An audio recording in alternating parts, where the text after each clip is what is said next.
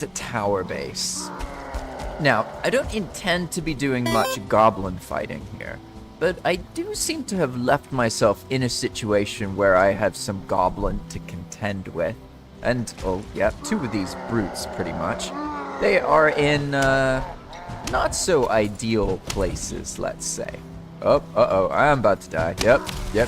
I got encumbered, but it's okay.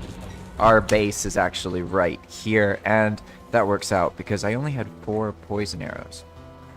Welcome to Path of Magic.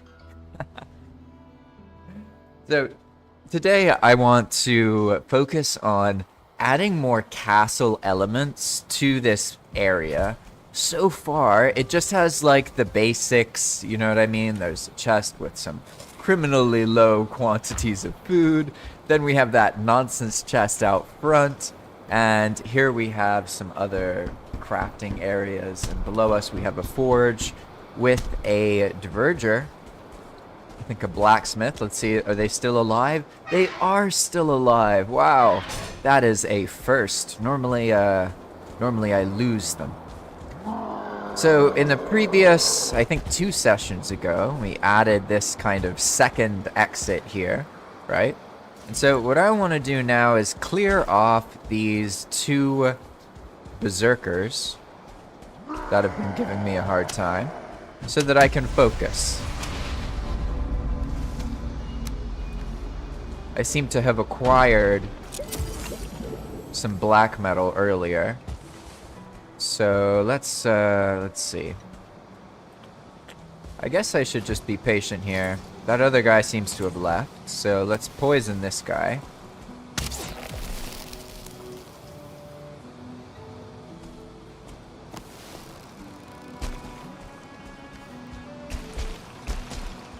While that poison is doing its work, I need to make sure that when I build, I don't aggro this other brute. It looks like he spawns right about there, so let's take both of these guys out. This one's more of a threat because he's not contained, whereas this guy over here ended up making the base into a trap. Here I go, wasting poison arrows.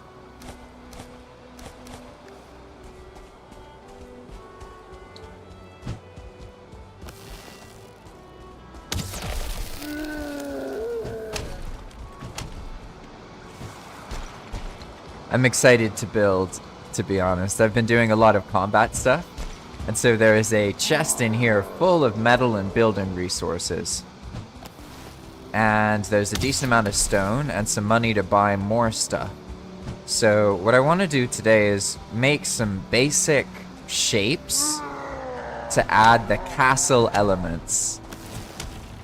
And I had some inspiration earlier, so now I'm going to go through and use the inspiration and current framework of the base.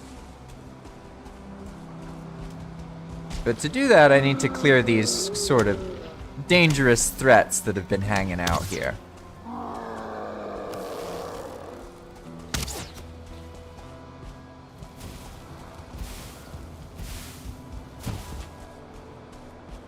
These fire arrows do a lot of damage.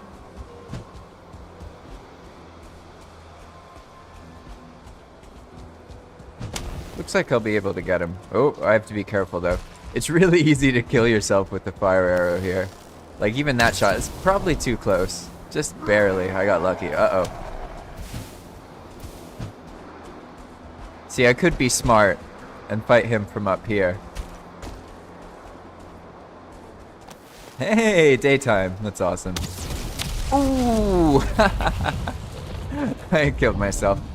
And I healed him, of course. Of course. Classic. Good morning, by the way. Good morning. Bear with me here. There's these 2 goblin brutes that I need to care for.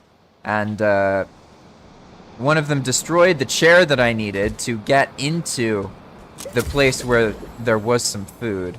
/ I used up all the food and have not yet made a kitchen. So currently I got this. That's what we're going to be working on today. We're doing base stuff and getting rid of that guy.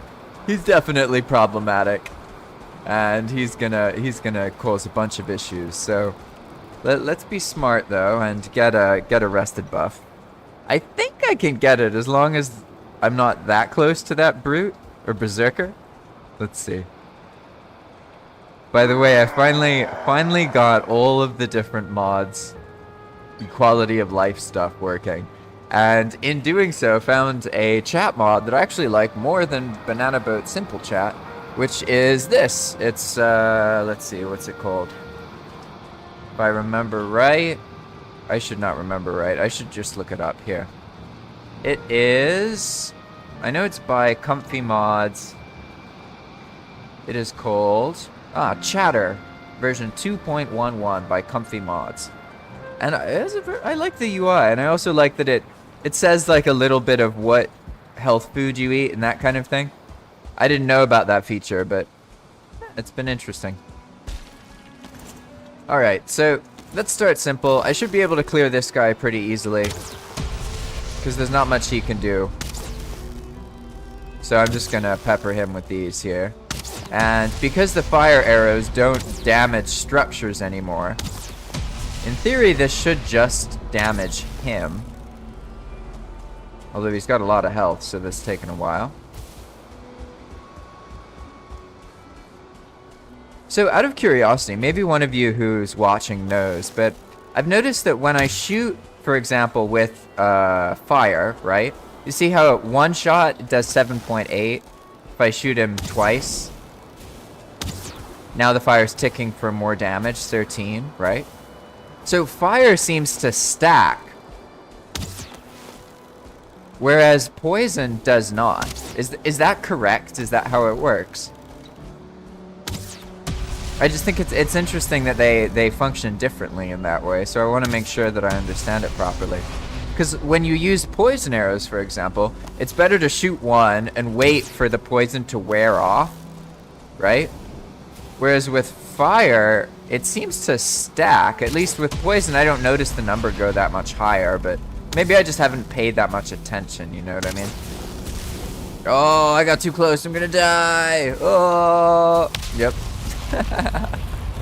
Honestly, I don't know how players empowered him. Oh, that's funny. Honestly, I don't know how players do it who do it on like a hardcore mode. You know those playthroughs where people go with like 25 health the entire time? Like that's pretty next level, to be honest. I'm not quite ready for that. Hey, I did not receive the bread, did I? Huh. I wonder why that was. So there's a mechanic where when you spawn, you get one food item, but that did not happen there. And because I died that way after getting him to low health, my death near him fully healed him. Oh, classic. Oh, interesting. In this server chat thing, it even shows the RPC messages. Those things that show up in the middle of the screen. Interesting. I like this chat a lot, to be honest. Honestly, I was super triggered because when the chat's in all caps, like, I get the logic behind it. All caps, you're shouting. Normal, you're not shouting. You know, it makes sense. But reading all caps all the time, because that's the one that gets translated, right, to Discord. There's something, like, inherently stressful about that. Like, I don't know why it's like that. It shouldn't feel that way. Like, I should be able to logically know, oh, this is just all caps. I can read it and be okay. But for some reason, when I read all caps, I feel stressed. Even though I logically know that's just how the game manifests the message, right? Hello, teens. Welcome. Good night, I think, or good early morning for you. Good late afternoon. I think it's around your bedtime, right? Because for me, well, right now it is 4:54 a.m. I think I've come across a pretty solid routine for the morning. So on Mondays, well, basically, I have this work meeting on Sunday night at normally 10:30, but then there was this daylight savings time thing, right? So now it's 9:30, which means I get a bit more sleep, which is great. But I think I'm solid on a schedule now, and what I want to do is start around 4:30 my time. So that is approximately 25 minutes ago. I started a little late today, because I joined the server and then, well, I logged into Valheim and some of the mods I was using were messed up and breaking the UI completely and causing the game to crash, so I just like got rid of those and figured that out. That took a little bit longer. All right, here we go. So now I'm not gonna make that mistake again. In theory, this time I will stay far away. So far, I have immolated myself twice by mistake. Which, by the way, if you ever add powerful items, I found that a great way to counterbalance powerful items is have them hurt the player as well. Because then it seems to help deal with the fact that AoE weapons are insanely powerful, especially AoE ranged arrows.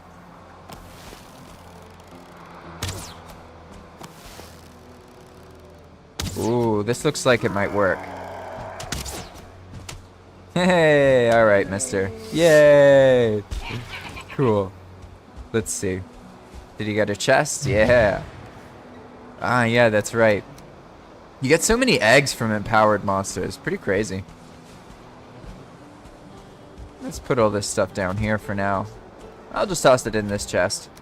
I know, it's a tragedy. This is the food chest, but I don't have any more food anymore, so I gotta make more anyway. May as well.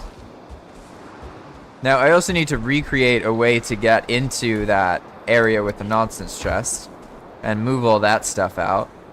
So I'll handle that in a moment, but for now, let's try and take care of this other brute, because they're just gonna cause more problems later.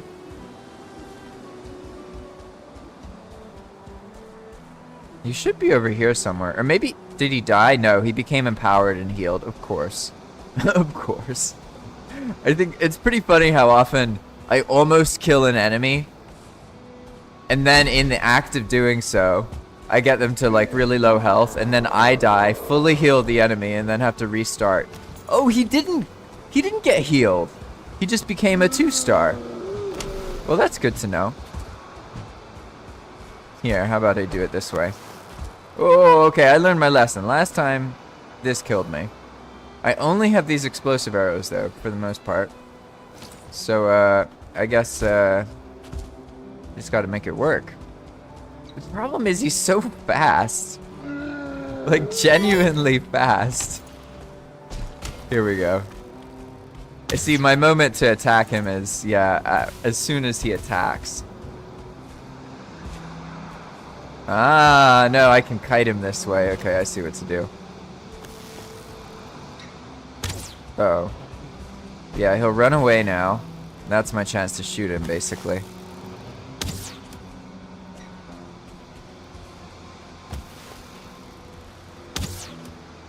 Hey, here we go. Uh-oh. Yeah, sometimes there's a delay in the explosion. I haven't figured out how, but for some reason the explosion happens faster when you hit the enemy directly. Which is cool, to be honest. Because that's been a... Oh, hey, there's that cart. That's been a mechanic I've noticed in games, but I never tried to make that happen. It was a complete accident. Hey, there we go. Awesome. No luck with loot, though. Alright, Panan says, fire arrow explosion must have some high non-fire component, as it debubbles hard. Hey, yeah, maybe it does. Maybe it has like a multi-layered. Normally things that cause the debubbling hit multiple times. I have a full inventory already. I just got to get these resources up here and then deal with the nonsense chest, make it more accessible, because right now it's clipped into one of these pillars, And then I should be able to start adding these castle elements. Because we've cleared both of those stones. I can probably clear out these 2 stones, because personally, once the stones start breaking, I don't really like how they look. So I like to just get rid of them completely, or have them be invincible. And these ones are already breaking, so we'll see how it goes, but... Nice. Is he stuck there? That would be so perfect. It's like an accidental bubble factory. Look at that. He can just chill there, and I can get a bubble when I leave, because there's that enemy. Awesome. Alright, first things first, we're gonna need some more chest options here. And I think what I should do is make a chest that's accessible from the outside here. Let's do this fine wood chest. We're gonna make it like this. Because there's currently a problem. I have the nonsense barrel clipped inside of here by mistake. Because I made the nonsense chest and then made the bunker. And that's no good. We want to make it normally accessible, right?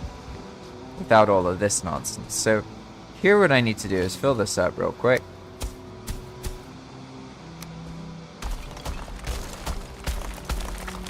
I was trying to dig under it, didn't work. And basically, we're just going to destroy this nonsense chest. And then you see all the items come out of it. I wasted some cores, too. It's pretty funny. Other mechanics trigger sometimes, so it's not always ideal to do that, but it looks pretty cool. And so, now that we did that, we can make this chest the nonsense chest, because you can only have one nonsense chest in a given area. So you have to destroy the previous one to make the next one, right? And now that I'm inside of this area, I can just sort of just keep clicking and I'll automatically pick everything up. And then in theory, I'll be able to not have to deal with all of these items so absurdly anymore. And we can pretty quickly take them out of this clipped area and add them to a chest that we can actually access, right? Sometimes I wish there was a put all button. I'm sure there's mods for all that, though. You know, honestly, I think that's one of the areas that mods have, like, pretty much polished completely is UI stuff. Because I know that I'm kind of stubborn, right? I stick with vanilla for this part. I make some exception and like quick slots. But I like having a small inventory because I hate having a lot of things to click on in my inventory. So I find that a small inventory, for me personally, works better. Just because that way I don't have to see all the stuff. Like, I really don't like games that have lots and lots of UI. But that's just me personally. I mean, I understand that most people have more of a tolerance for UI than I do. Almost certainly. Alright, there we go. That's looking much better. And that didn't take that long. Somehow I managed to equip this dead razor. Not going to worry about that for now. As you can see, you get a bunch of different drops in PoM. So this is actually something that came up earlier in the Discord. Because we talk about things, people have discussions, I ask people questions sometimes. And it helps me understand, like, what things can be worked on, right? And one of the things I've noticed is kind of the kinds of features that I like to change and the process I use for it. So I'll try and explain it a little bit while I do some of this more boring organization stuff. But basically, Valheim has a lot of really linear features. So that this system I use pretty much takes linear features, identifies them, and tries to figure out how to make them more flat, so to speak. This is because I don't want PoM to be something where people progress mechanically. They're like, I'm in the meadows, now I'm in the Black Forest, now I'm in the swamp, now I don't want players to be forced to explore. Instead, I want people to be able to just go where they feel like going. If they want to make a plains base, I want them to be able to make a plains base and do most of what the game has to offer from the plains. And also from the Black Forest or from the Mistlands.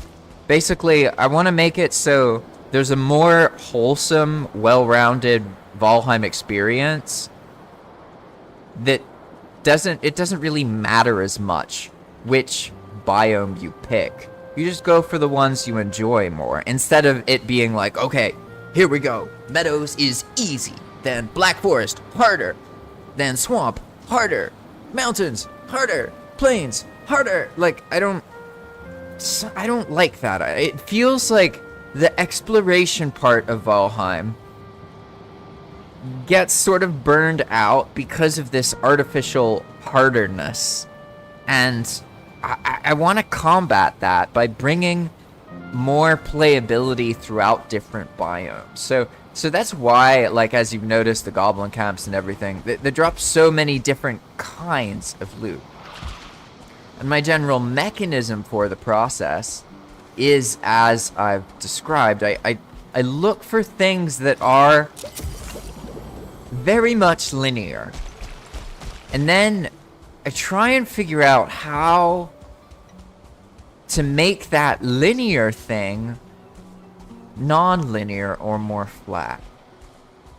So for example, in Valheim, let's take a look at building supplies in general, right? If you take a look at something like stone, for example, the player gets stone, and then they can build black marble later, and then later they can build Growston, right? So you can sort of see how there's a progression of simple stone to more complex stone. It is a linear progression, meaning in the very beginning, oh, I don't have to do this anymore, that's right. In the very beginning of the game, you get the stone. Then as you progress, you get black marble, and it's stronger, right? And looks different. And then as you progress, you get Growston, right? So on and so on and so on. But this means that players don't get to experience the building options. You know? Teens, the carry weight actually comes from having a heavy armor set. So the shield gives you the faster speed, but you have to block with it. So that would be smart, actually, to get a block in from the ghost over there. I think I'll probably have to do that, because this cart, I'm trying to lower the weight of this cart. It's been a little too extreme here.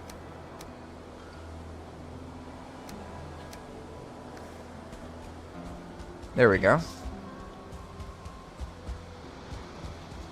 And so when I look through these things, like the building materials, for example, for me, it feels problematic, because that means that, let's say you have a builder or someone who wants to build.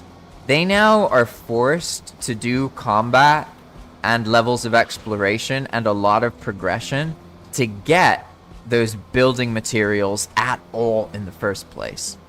And what I would prefer, in all honesty, is that, yeah, okay, maybe the Ashlands is the best source of Growston. Yeah, that's totally fine. But then everywhere else in the game still gives you some manner of getting Growston, so you can practice building with it. And I think that for the most part, there should be ways to build with almost everything as soon in the game as possible. I don't think that it's beneficial on a server to gate building materials further into the game. So that's an example of something that is linear, but I want to make flat, right? Also, like the bosses, the approach on PoM to the boss system, pretty much. is to make it so that the bosses are all very, very challenging. So that even with Ether, you can't really kill him straight away. And if I had my way, they'd all be similar levels of challenge, if that makes sense. So instead of Ether being the easiest, Fader being the hardest, for the most part, they're all just really, really hard and have different mechanics, you know? And I want to make it more about each boss fight and how it feels, and being able to fight the boss, make an attempt, and fail, but for some reason that works and it's still fun, right? So maybe the player gets building resources, even just from trying to fight. Maybe that spawns a bunch of monsters, and then these get destroyed by other monsters in the boss fight or whatever. So even if you fail fighting the boss, you still get a bunch of stuff to build with, or like there's some way to wing it where it's all about like trying different things out and rewards having fun. Make sense? Pan says, from building perspective, it seems done. Can buy all plus drops. Yeah, I completely agree, to be honest, because pretty much you just need a source of coins, and then when you have the source of coins, then you can build other stuff. And you can buy the ashwood and all of this. So now I'm not so much thinking about the squishy builder, so to speak. I'm thinking more of people like myself. I'm being, like, this is, right now I'm not doing something that I think a lot of people will do. I am specifically doing something because I enjoy it. And for me, the lanes and goblin fighting is one of my favorite parts of Valheim. I really, really like it. And I want to make that same kind of loop, because so far I did the playtesting in the swamp with the crypt there and the factory base, where I like over-planned a bit and I didn't finish it and I left it kind of undone. And then with the Black Forest base, it was more, that was more interesting and enjoyable, I'd say, because other players were more involved, and Star and Teens and some of the others helped. Ping came along and added some stuff as well, and I think Pan added like the basement area with all the grinding wheels and these things. So like for me, those kind of things are more interesting, and what I've noticed in Valheim is that those experiences happen in the first couple biomes, right? And so that's what I'm kind of trying to get at. I have a feeling that like Valheim will shine more, at least on PoM, on the server perspective, if that experience that people are drawn to with the Black Forest in the early part of the game becomes more available in other parts of the game. And that's why I want to focus on balancing and adding these like goblin combat areas and that kind of thing. Because for me, I really love the goblin combat. So I want to make it so each biome has a source of combat and dungeoneering for the more combat invested players, right? And then these players can get building materials that way. So you don't necessarily just need to use the coin trading system. Because in general, there should be multiple ways to do things, right?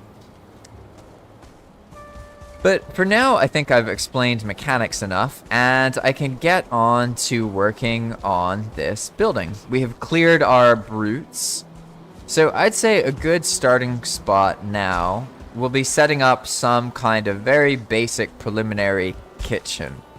I'd say a temporary kitchen. So let's go with an area, probably it would make sense to do it over here, right? And let's see, we can go underneath this, actually.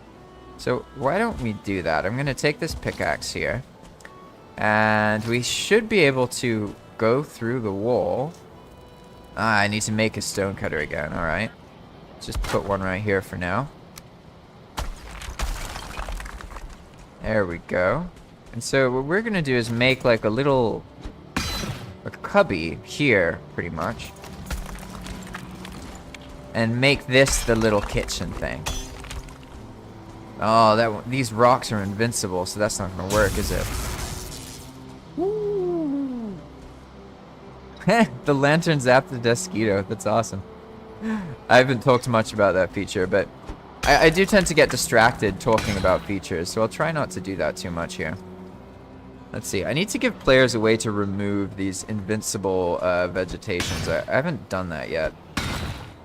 But for now, it looks like I can't really put the kitchen thing here because these invincible rocks will fall down into that spot. Ooh, no, I can. I just have to make it kind of deeper here, right? Hey. Yeah, as you can see, you actually get materials when you mine and do different things in Path of Magic. Ah, okay, I see. This is already at the limit, it looks like. The terrain limit. I mean, who knows? Maybe I can fit like some really basic campfire thing here. Let's see how this works. We're going to make a little offset thing. I guess I can start it very simple. Let's just do it like this. Add some fuel. Now, what happens to the smoke? Does it actually pass up? Alright. I'm just gonna wing it. Now, I don't have enough tin, do I? Yeah, okay, I see what I mean.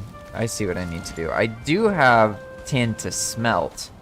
So, we need to also consider that smelting area. And as I mentioned, I want to make like a shaft, basically, where the metals fall down. So this area seems very promising for that. So let's start by having a couple of these smelters. And at first, it's not going to be anything too fancy. We're just going to do some really basic nonsense here. Let's make a smaller platform. Should be able to use these 2x2 floor pieces here. And I want to put, I guess I can start with, let's go with three of these smelters. And if we line them up properly, should be able to just make them maybe something like this, right? Let's see.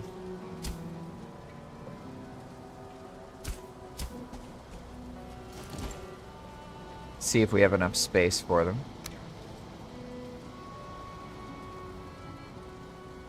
I think that'll be enough. Let's take it as far over here as we can, because we have to make sure that when the item spawns, it doesn't like clip into the rock, you see?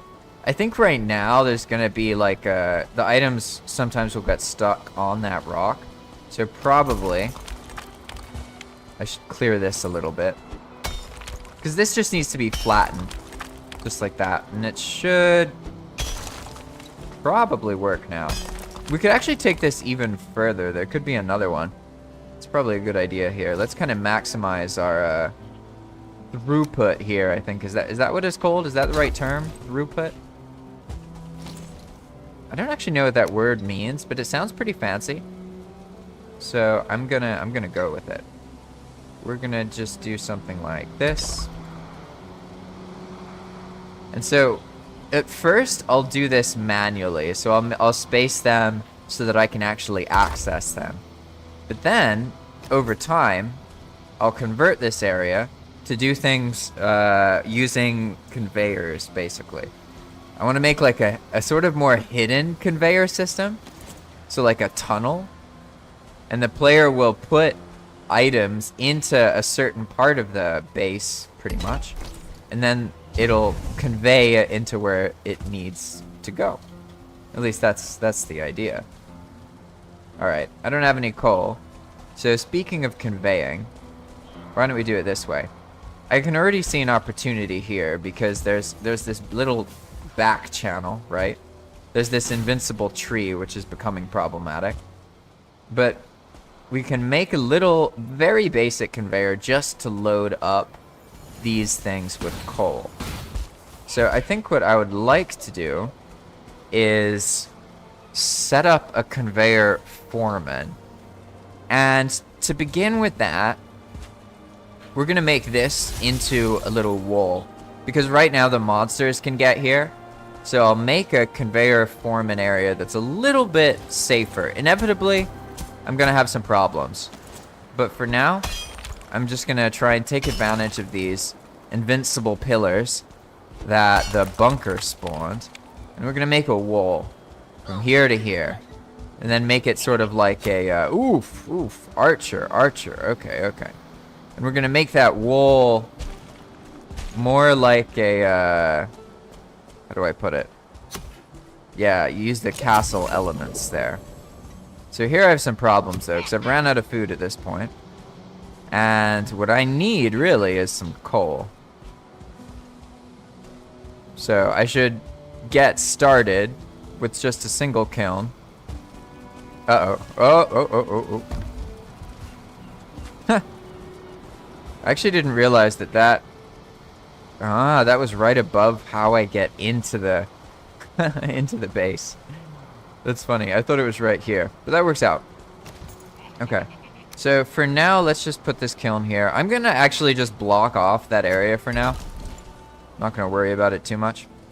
And we just need to make sure that we have some coal going, because I need to get the tin. Now let's find the tin. It should be in here somewhere. Because I'm bottlenecked right now. I could handle these goblins pretty easily if I had some food, but I don't have very much food at the moment. It looks like there was some more in here that I overlooked though, so that's good. We at least have a tiny bit of health food. And here we are. Here's our tin, and look at that. We have 12 of it, which is enough. Oh, I used Shift E, wrong button. Tragic. I guess we'll fill up these two over here. And we already have an issue, right? Because I can't reach that one. But that's okay. Just handle it this way.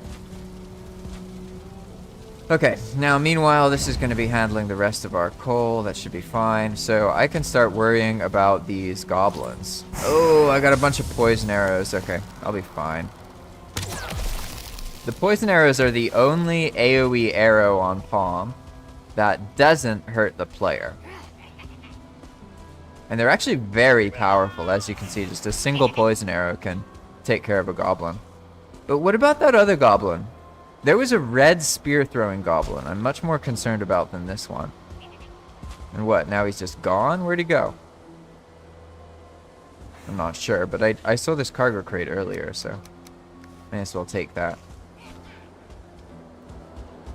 Ah, there he is. I see him. Alright, buddy. Hey, be careful with that thing. It would be kind of cool if sometimes you could, like, I don't know, pick up the goblin's thrown spear. I lose the spear. How come he has an infinitely throwing spear? It's not fair. Yeah, awesome. Dang, 20 black marble? That's crazy. Yeah, so I think Jerry... Yeah, it must be that when the goblins are near the camps, so like if you kill the goblins in the camps, it does more of a swap. So I mean, that guy, the goblins I'm killing here are either dropping nothing or just black marble. So I got a decent amount of it because I've been killing them not there, but other people have different experiences, so I'll have to figure out what's going on. Alright, let's take care of this. Sorry for this clutter here. I definitely need to give players a way to clear the assets that are invincible. Normally I do, like here's a builder's bell. This is invincible. And you can just go say, right? Remove. And then it gets rid of the builder's bell. See? Very simple. And then if you want to build a new one, then you would just make the chairs to build it again. So I just need to do something similar to get rid of invincible vegetation and make it like only work on invincible stuff. I'll figure that out later though. For now, let's get this wall established before that nonsense happens again. And I don't know if I'm gonna stick with this, but it's a good opportunity to practice some of the modular elements that we can then use in the rest of the base. And the theme here is going to be these like spirals and castle elements. But I don't want to make it too big. I want to make it a very practical, useful base. And I'll add like an area for resting that's communal with multiple beds and that kind of thing. But for now, we're just going to make a little wall between there and there. So first, let's see. How much stone do we have? Do we have a reasonable amount of stone? Yeah, 1,000. That's plenty. And I'm thinking about doing a 2-layered wall here. So we'll add the gate in afterwards. Let's get our stone cutters set up. There we go. And I've noticed I really like the look of these sort of alcoves. So first I'm going to make one. And then I'm not going to worry too much about the spacing right now. I'm really just practicing. So we're going to get this bottom part here started. And I guess probably five of these high is going to be good, I'd say. So let's do that. One more. Oh, nope. There we go. 1, 2, 3, 4, 5. Perfect. So now we can just build this up.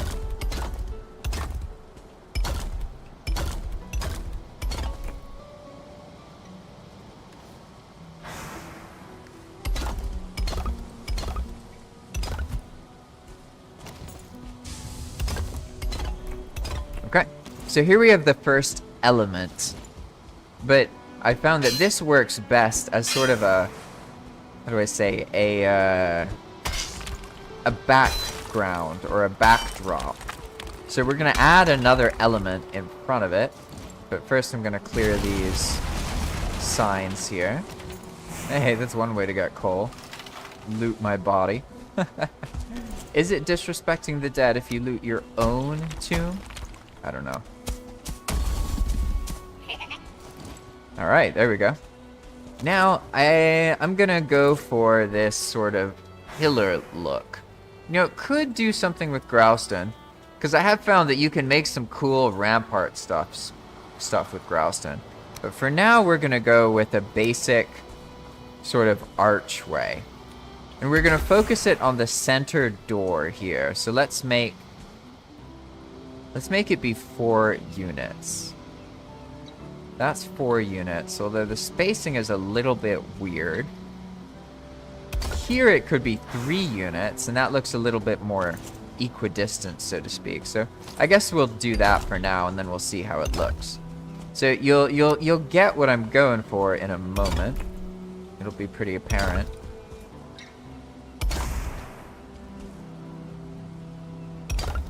So there's these sort of alcoves, right?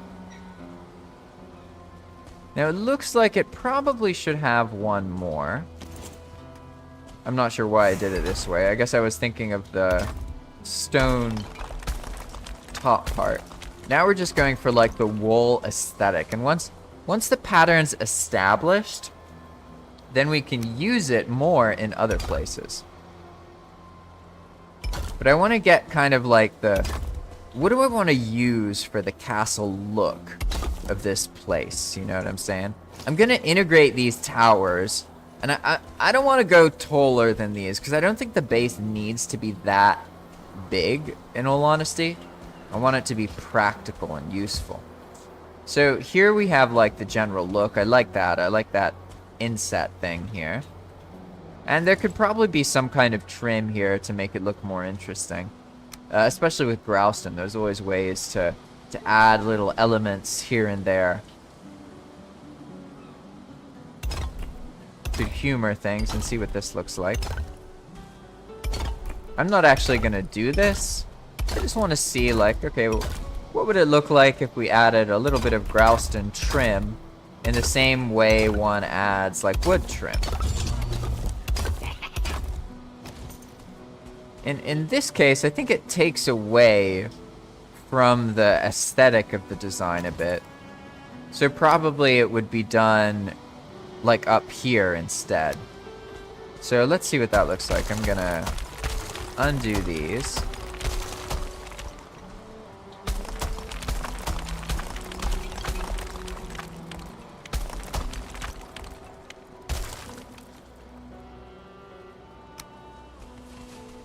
And then for now, let's just trim this, because the stone arches, for them to feel solid, they need to have something above them. Otherwise, they feel too thin, you know what I mean? So let's grab all this grouse in. Now let's see. Best I can do it. How should I do this? I'll do it this way.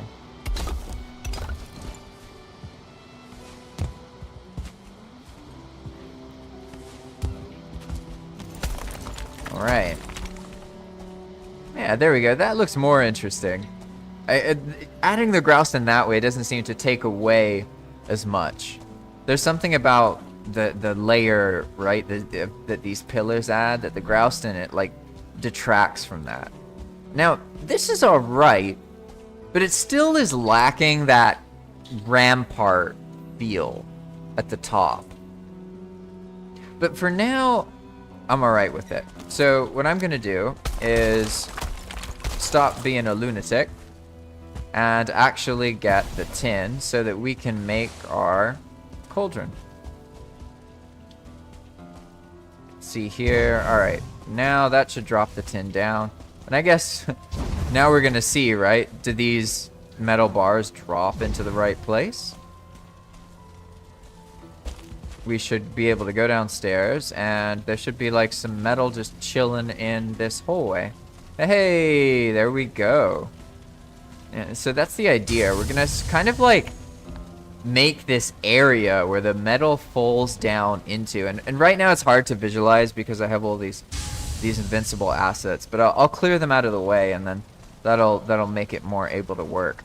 And there's gonna be a kind of out of the way conveyor system that loads things up from one spot. I really like the idea of like little passageways that the metal goes through and that kind of thing. And we'll also add some way to load things up from the dock itself.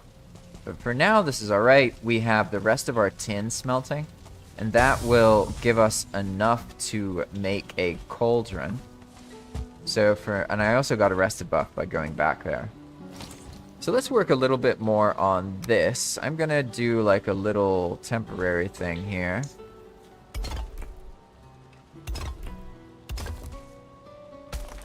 Let's see, is that good enough? I'm just trying to make something I can use to get up top that doesn't get too much in the way of the aesthetic, but maybe I'm just being silly here.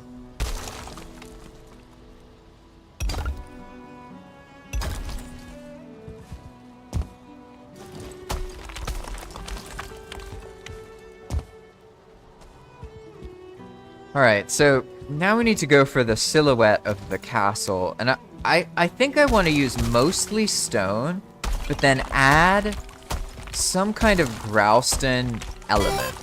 Make sense? So let's build a little like wooden platform over here so that we can more easily access this. I'm gonna go with something like a little bit far away and high up, like this. That should work fine. So now I can just come onto this thing, and then I can go up, go down, etc. It'd be pretty easy.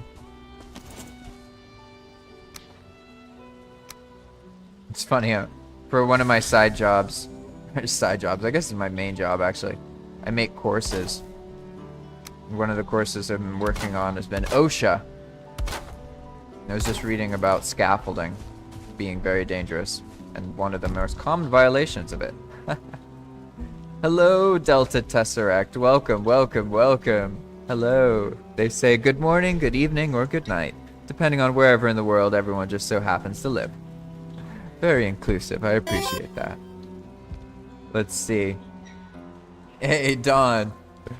Welcome, welcome. Thanks for the generic compliment before you spam your Discord information. I still don't understand how those things work, but I guess there's enough new people. Did some people fall for that? Because the same thing sort of happens on YouTube. Like, when people try and make YouTube channels, they often think that, oh, they can, like, buy subs to get started, right? But if you were to actually do that, it doesn't work, because YouTube, like, doesn't care about the number of subscribers. It cares about what your subscribers do. That makes sense? So when people buy subs, they're basically telling YouTube, here's a bunch of people who don't give a crap about my videos because they don't watch them. So it's just a waste of money, like completely a waste of money. But people still make money off of it, right? Because others think it matters. Alright, so this is more similar to the look I'm going for. But it's still...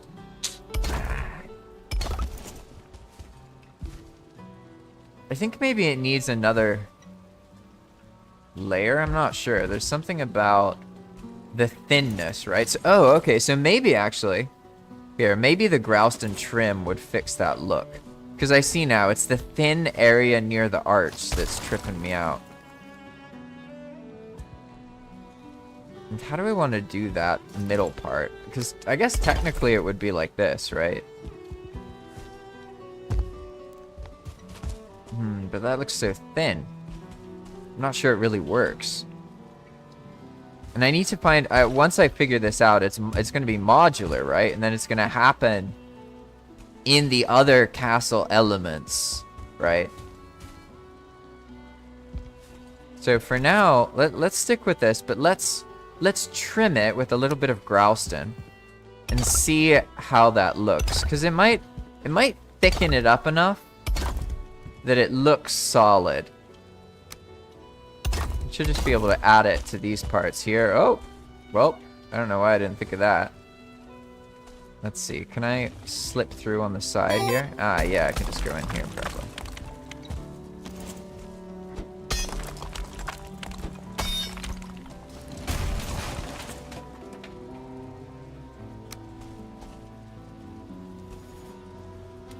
Delta Tesseract says, the building mechanics give this game so much replayability. I completely agree, man. To be honest, it's like the building of Valheim, for me, marked a huge turning point, personally. I'm not saying I'm a great builder, but I'm a person who can be creative now and who can, like, channel that creativity. And I'm not as blocked by insecurities as I used to be. And I can honestly say that Valheim helped bridge that gap. It helped make that happen. When I first started playing Valheim, I really didn't build that much. I did pretty normal things. I played a little bit, progressed, focused more on like exploration and combat. Did pretty minimal progression for the most part. And I saw eventually, looking back, that the reason for that was mostly because I identified as not being able to build. It wasn't actually that I couldn't build. It was that I felt like I couldn't. And it wasn't until I played this other game, Dragon Quest Builders 2, which I've talked a lot about in other streams, and that made me realize that, like, it doesn't really matter if you're good or not. All that matters is that you're, like, having fun and you're working on something. That's what really should count, basically. And after playing Dragon Quest Builders 2, then the next time... Ooh, there we go. That's better. That's better. I like that. Then the next time that happened, or the next time I played Valheim, I played with a completely different attitude, and instead of like, oh, I'm not a builder, I shouldn't build because I can't build big, beautiful things. I was just like, oh, I should build, I should have fun. Dragon Quest Builders 2 taught me that everybody is a builder deep down inside, and I should believe in myself.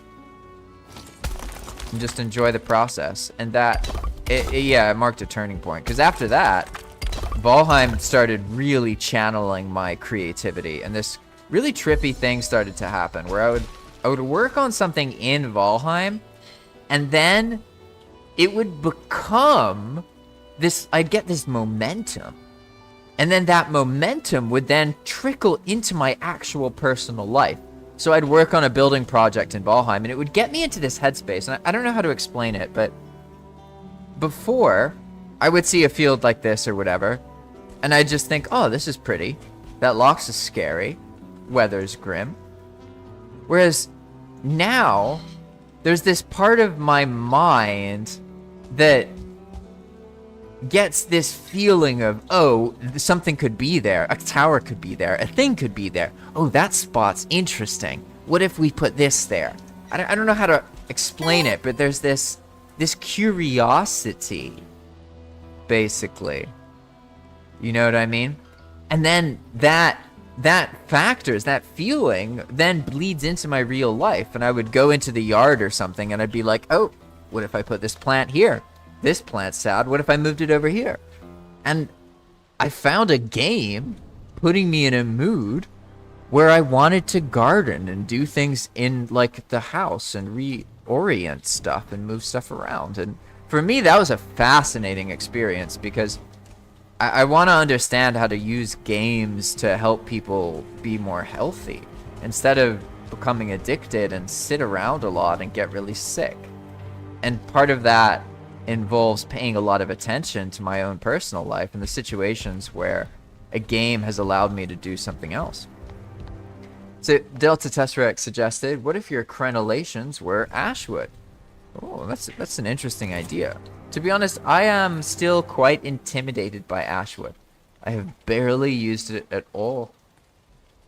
Although there are some really interesting things too, like this stuff. That's kind of cool. Like I like how stuff like that looks. Definitely. Ooh, that's cool.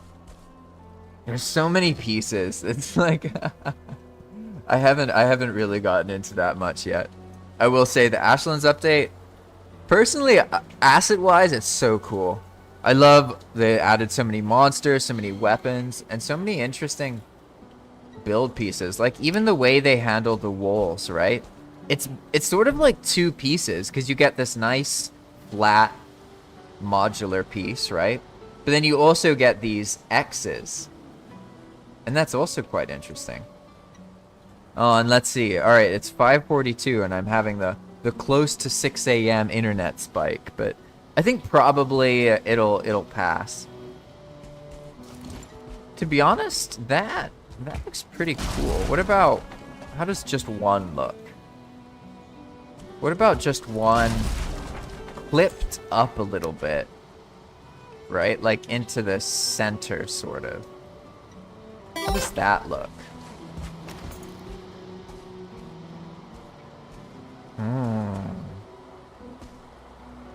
So Teen says, your little entry is a traditional postern gate. Now I have to look up what traditional postern gates are. Is that a style? Let's see. One second, I'm gonna Google that. Maybe that means I can get some inspiration from that. I do see that. Whoa, the ashwood. I'm feeling inspired now to add some little subtle thing. Maybe I don't know how to make it work, but I feel like something up there could get some kind of ashwood thing here. I do wish that when you place these, they like place like that, right? Because you have to shift click them. I guess that's not that big of a deal, right? I can just go wherever the thing is and then hold shift. Like these things look pretty cool. Yeah, like let's imagine it's just like this, for example. I guess it would be here, right? Because it's 3, each gap is 3 units. That would mean the whole pattern is like... Nah, how do I get this to work? Nope. The whole pattern would be closer to like this, but that's not perfect. But maybe that's a good enough visual. Oh wow, it's interesting how much that square influences it, right? Let's see. Hey, it looks like my internet recovered for now. I'm hoping, to be honest, time. It's probably gonna cut off then for a little bit. But maybe if I'm lucky, it'll just be for a minute or so. Because I noticed last week that happened a couple times, and I was able to go a lot further with the stream. And when I get into building, it's like, yeah, it's like easier if the stream's longer in those cases. Because building's less intense. It's like more chill and relaxing. So it's easier to do a longer stream and just sort of talk about stuff. Whereas when I'm fighting, it's a lot harder to fight effectively and also talk about things. It's harder to balance. It takes more energy. Honestly, I'm liking how this looks so far. I think I do want to do something very simple with the ashwood. Maybe like this, or maybe using this piece. Could also try one of these dividers, right? Let's see how the divider looks. So I'm going to take these 3 out. And let's put this back here for now. Help with the visual. Get some of these extra pieces here. Oof, I'm definitely going to need some of that food.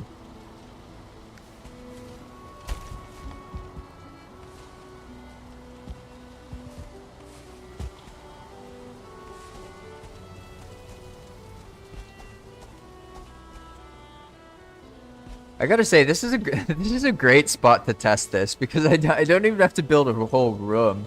It's just like one little spot, right? And so I can get a format down. I'm definitely happier about this design here. So now I know that the top layer will be all 1x1s. I won't keep that pattern of using 2x2s alternating. Instead, it'll just be 1x1s, and each gap will be very small and lined with grouston. That part I'm solid on. Now, it's just a matter of figuring out the sort of trim or the element here. I liked the squareness of that tree, but I also I feel kind of attracted to something just kind of clipping up a little bit into that gap over there.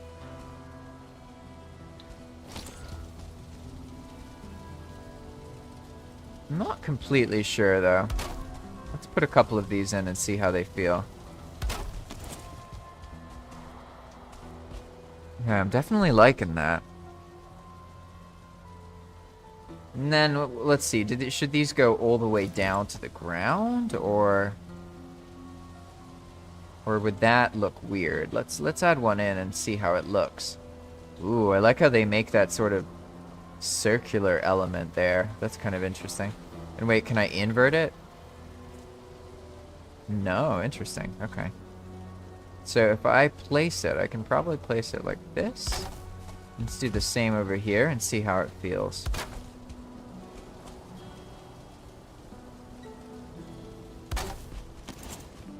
Ooh, okay, I like that. Ah, I see. Okay, there's something about this U here that gets formed by... Ah, I like that. That must be some symmetry thing or whatever. I don't know why. It feels very different for me. This... For me versus that. I don't know why. I like having 2 of them. That looks cool.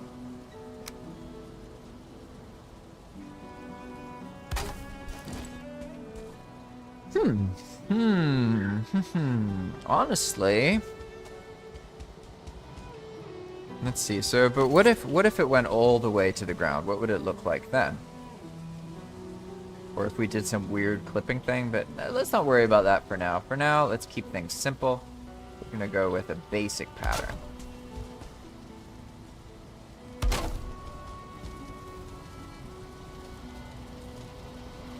And this will help. Establishing this visual theme will help the rest, right? So it going down all the way. Yeah, honestly, for me, that works.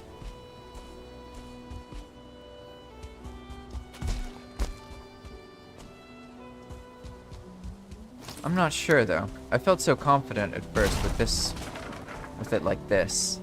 It's almost like if it goes all the way, then it takes away more of those castle feelings.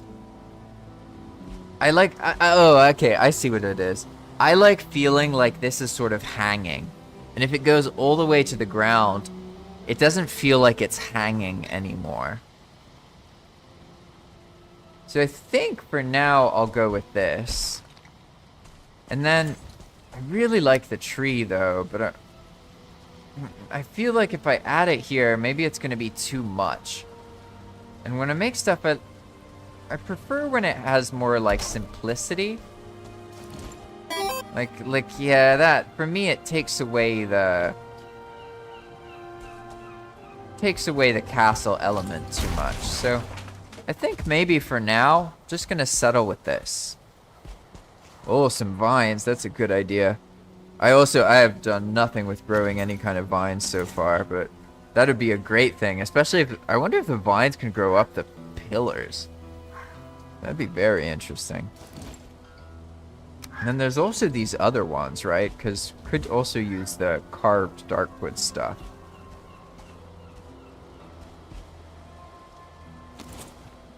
But I think for now, to be honest, this is pretty much what I was going for. Just something simple that can be extrapolated out throughout the rest of the place, right? Because this is sort of the main entry for players who are doing these goblin camps and that kind of thing. But it won't necessarily be where people see it, right? Because people will see it more from the other side, I would assume. Because the main, like, players will come from that area. If they're coming into this area, it would be from where the path is. But now I have a whole other thing, because this is a wool section, but I'll need to make a door component, right? So for now, I'm all right with this. I'm going to accept this as the setup or the pattern we're going to use. The thing to figure out is the doorway. Now, what are our options here regarding doors? We could make something... There's no way I can make a flame metal door, right? So pretty much I will be using the... Sorry, I'm bad at figuring out where the doors are. Here we go. Either the darkwood gate or a wood gate with some kind of trim of stone or inset, right? But let's see. I think probably the darkwood gate would look best.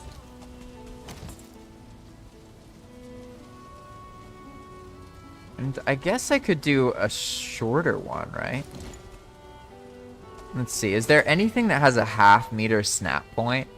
I think that door does, right? Is it this one? I think somebody said it had a half-meter one. I don't remember exactly, though. Yeah, that looks promising. Like here.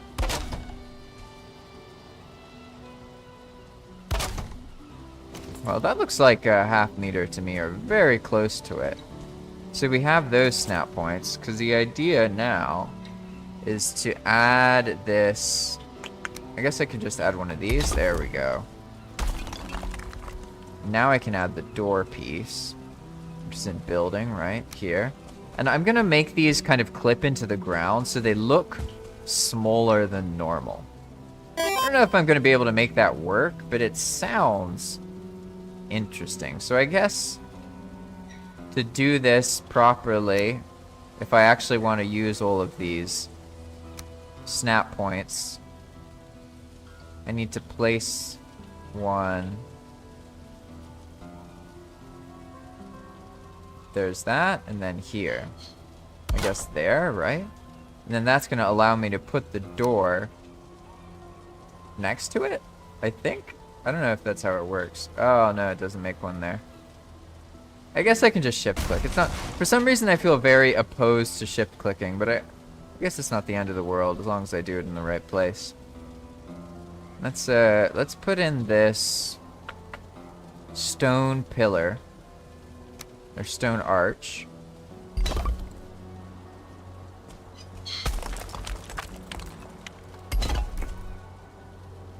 Oh no, I needed that other piece, didn't I? Yeah, I need the flatness of it.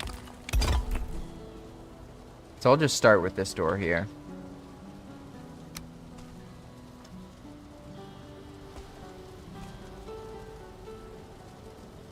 Ah, so Yannick says the door is 0.25 or a quarter. That makes sense. And the snap points are in the middle of the door and the side. Yeah, that explains why it worked this way, but then not the other way, because I was doing it wrong pretty much. Ah, okay, so I want to make this closer. So it looks like what I actually have to do Maybe even get rid of a bit of that. Go up. Yeah, because I only need to do this, be finicky for this one door, right? And then it's fine. So what we're going to do is add another one up here. And that should allow us to then place this door a little bit up, which will then clip better into the arch. At least in my head, that's how it's going to work.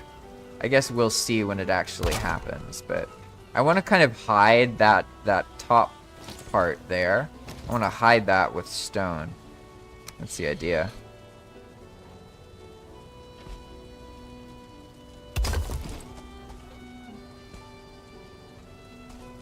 Looks like maybe it could be a little bit further down.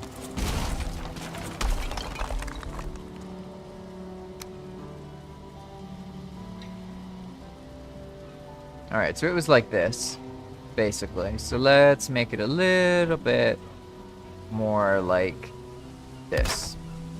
See how that looks. And now I can get rid of these other pieces here and actually make the door have the door look, right?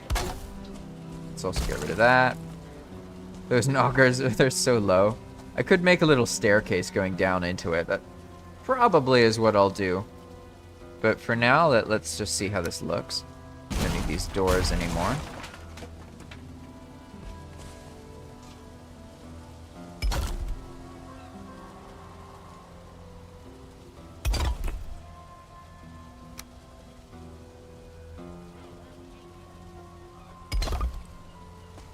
I did something wrong there, because these are clipping into each other, but that's fine.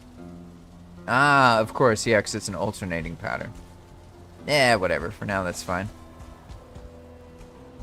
Alright. Looks a little weird to me. I think maybe because of this. So what we're going to do is we're going to make it 3. Look at all these hammers. 3 of these. And then instead of the piece going down all the way, the divider piece, we're going to make it so it goes down just partially when there is a gate like that. I guess this works. Something like that. Maybe a little bit more, actually. Let's do halfway down that one. Alright, now those look too low to the ground, right? Like, is this a kick door? So let's see what happens if we make there be a little sort of divot, right? That you go down into. Oh, that's right. Yep, alright.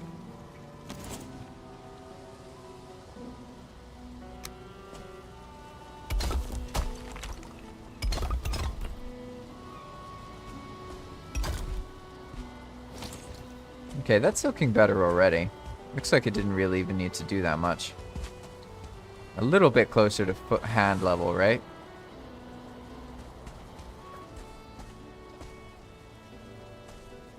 Let's try just doing it like 1 or 2 more times.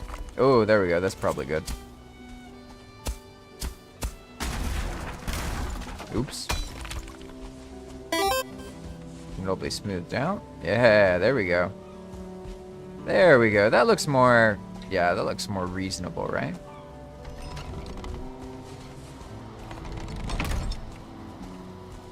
And then there's all this nonsense. Alright, I think this is fine for now. Ah, yes. Okay. Now I'll deal with that later. Whatever. For now, it's alright. Honestly, I'm happy how this looks. Just need to add some light sources in, like, certain spots, but... Yeah, for now, I'd say this is a good starting spot. Or starting point, rather. I'll deal with those later, too. But now we have a format. We have where our door is. It goes down into the ground a little bit. And then it has a little bit less of these things, whereas the other ones